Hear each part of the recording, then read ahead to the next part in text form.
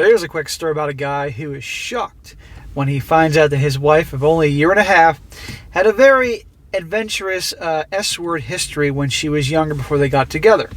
Title: Apparently my wife had literal group activities, I have to speak in code here, where she was the only girl involved. He says, I, a 30-year-old male, have been married to my wife, a 22-year-old female, for 1.5 years. She's pregnant with our first child, and I just can't wait to start our family together.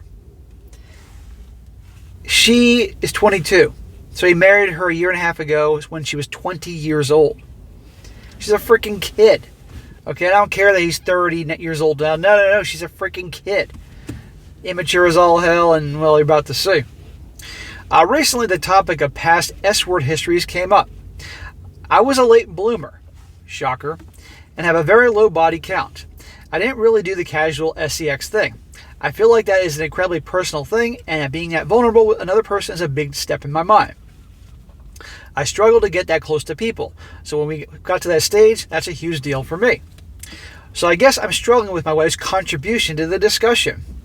We never really talked about it because I always thought that the S-word history doesn't matter and that she's STD free. Newsflash, the history very much matters because it's going to kind of show you what she's like and what could happen in the future. And also, when it's been scientifically proven, when gals have had way a lot of partners, it's extremely difficult, if not impossible, to pair bond with a guy. And they start missing the good old days, as you're about to see. And don't get me started on the STD part. But apparently she went through a phase after breaking out of her super conservative parents' home.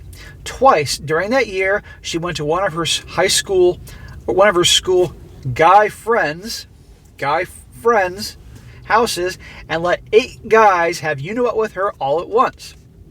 She didn't want to get too graphic, but the impression she gave me was that there really wasn't a whole lot of boundaries on what exactly was done, with whom, and where everything went. Yeah, I don't think it needs to have any more details. 8 dudes.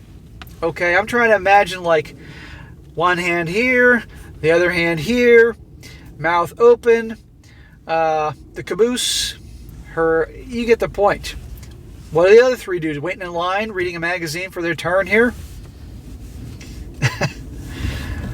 To get this off my chest, this effing sucks. Interesting choice of words. And I wish I never knew about it. I think I might know 1 or 2 of the guys who were there too. At least I suspect it, but I can't ask her that question because I don't want to hear one of the possible answers. So, what does this guy do? Head for the goddamn hills. STD test immediately, paternity test immediately, and goodbye. You want to be married to that? Okay, what I get from this is they said she was from a super conservative household. Shocker. Trust me, these gals that are raised in these households or religious families and all that, good Lord, don't get me started. This is not who he expected to marry. This is who he thought she was. She presented herself in a certain way to him, and he got the ultimate bait and switch, okay? Or in that sense that she put on the big show. And probably this was the type of guy, conservative guy, that her parents would be happy with, the type that you settled down with, but meanwhile she had the roll in the hay. And if you think that that's going to get out of her system anytime soon, I don't think so. It's unfortunate, but these things happen. This guy needs the STD test, paternity test, because I do not believe that both are not going to be an issue, and move on. End of story. It's been a year and a half. Big deal. He's not going to get hit that hard in the divorce process. Even if he would, is that what you want as a wife? And the fact that he thinks he knows some of the dudes that are involved. And by the way, the whole part about guy friends, when I tell you about girls and friends, move on.